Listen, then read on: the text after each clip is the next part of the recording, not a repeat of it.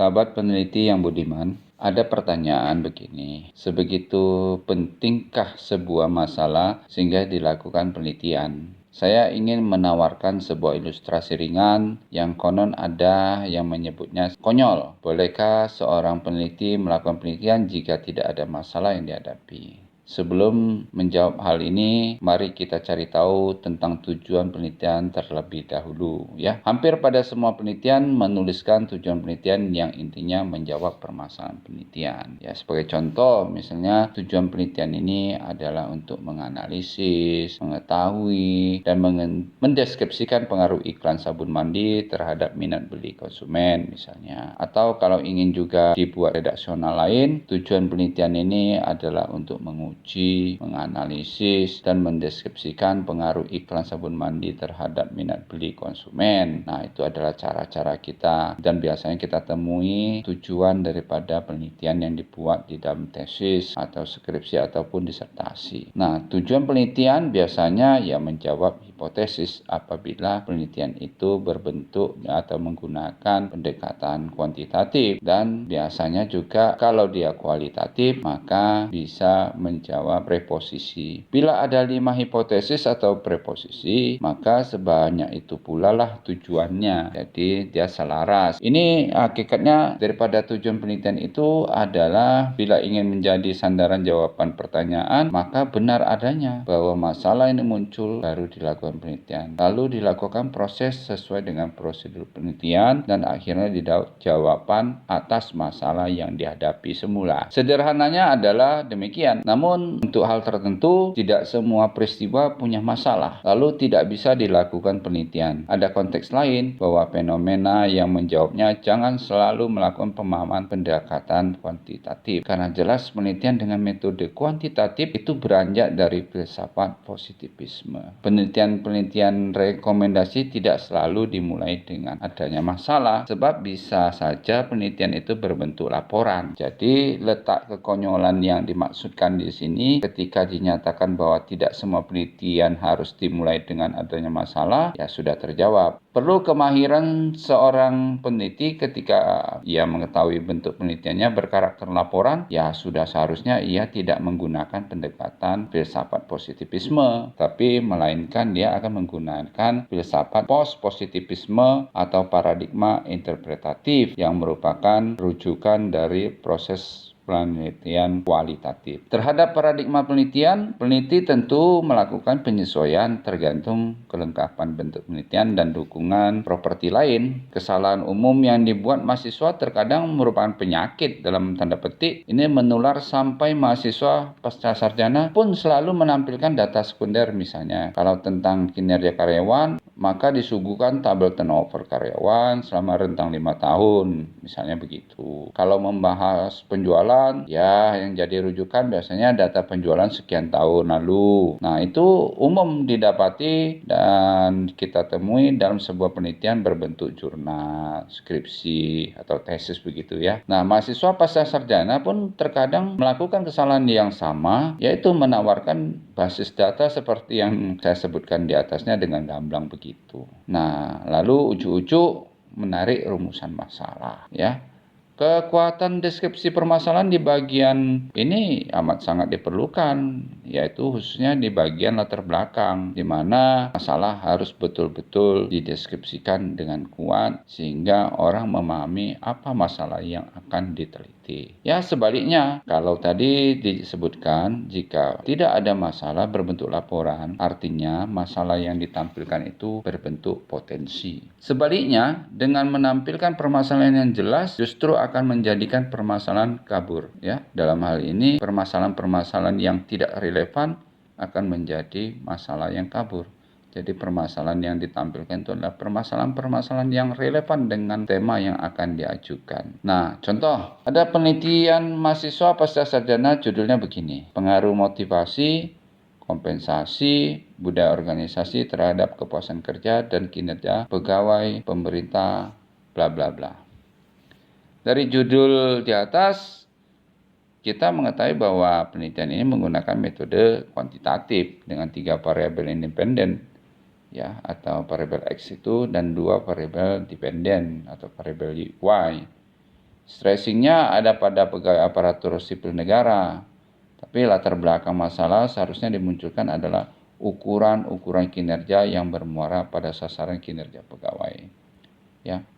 Atau peraturan pemerintah, misalnya peraturan pemerintah nomor 30 tahun 2019 tentang penilaian kinerja pegawai sipil. Jadi PP 30 tahun 2019 dan SKP bisa menjadi rujukan pengukuran kinerja pegawai ASN yang mesti diulas pada latar belakang masalah, sehingga sebagai penguat terhadap peneliti yang menjadikan hal itu sebagai tolok ukur kinerja ASN. Nah, kesalahan umum yang dibuat peneliti ya tematiknya pegawai ASN, tetapi yang dimunculkan ukuran kinerja pegawai swasta. Misalnya Key Performance Index itu tidak tepat untuk dilakukan ya. Ada lagi misalnya penilaian atasan, ini metode insiden kritis dan lainnya yang sesungguhnya lebih tepat dipergunakan adalah untuk mengukur kinerja karyawan swasta. Perlu menjadi catatan bahwa kesalahan umum yang dilakukan peneliti tidak mampu bertutur secara baik.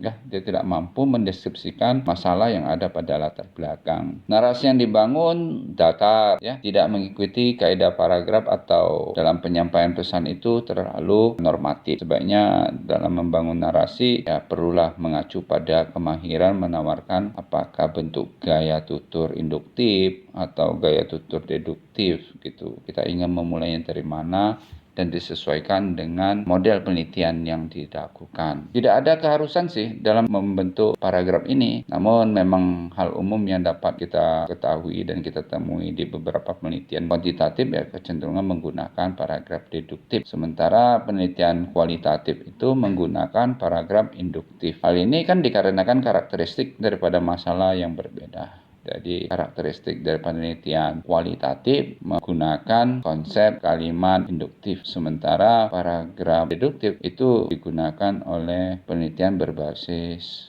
kuantitatif. Nah, pertanyaan sederhananya begini. Boleh atau tidak di latar belakang menampilkan teori? Boleh atau tidaknya di latar belakang menampilkan teori tidak ada aturan yang mengikat, melainkan tergantung kepentingan penelitian. Ya, kalau saya menyarankan pada latar belakang sebaiknya tidak menampilkan teori yang berlebihan, sebab ranah kajian teori ada pada bab tertentu. Biasanya kan bab 2, ya, literatur review atau kajian pustaka, tinjauan pustaka yang memuat beberapa teori atau literatur memang di tempatnya di sana. Pada latar belakang ya sebaiknya menampilkan kajian yang relevan yang sifatnya menginspirasi adanya research gap atau celah penelitian. Mengelaborasikan beberapa teori sah-sah saja, tapi jangan sampai berlebihan agar tidak terkesan bagian latar belakang itu dipenuhi kajian teori yang begitu banyak sehingga teori lebih banyak daripada masalah yang akan dibahas. Nah, ini juga menjadi perhatian serius bagi sahabat peneliti.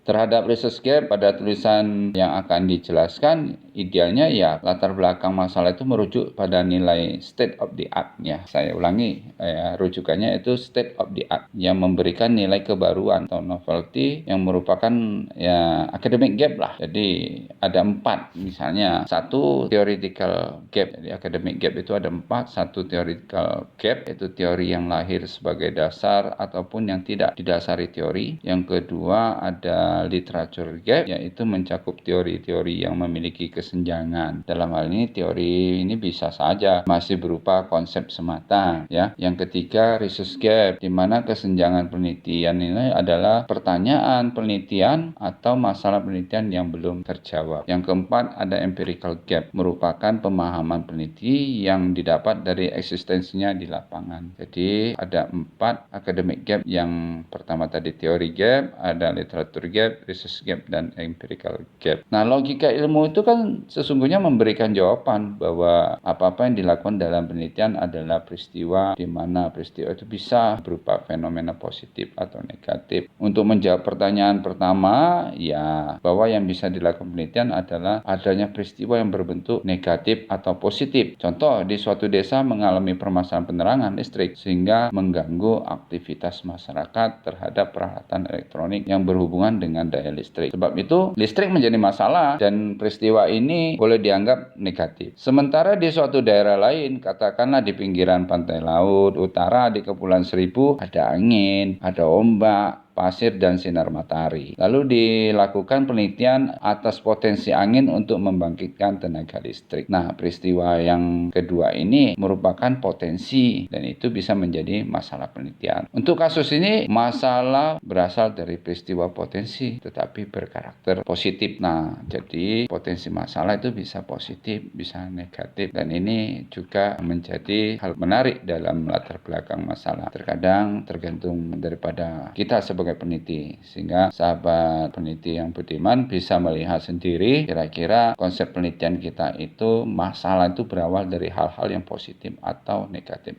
Jadi saya menyebutnya sebagai karakter, masalah yang berkarakter positif dan masalah yang berkarakter negatif. Saya akhiri dulu, terima kasih.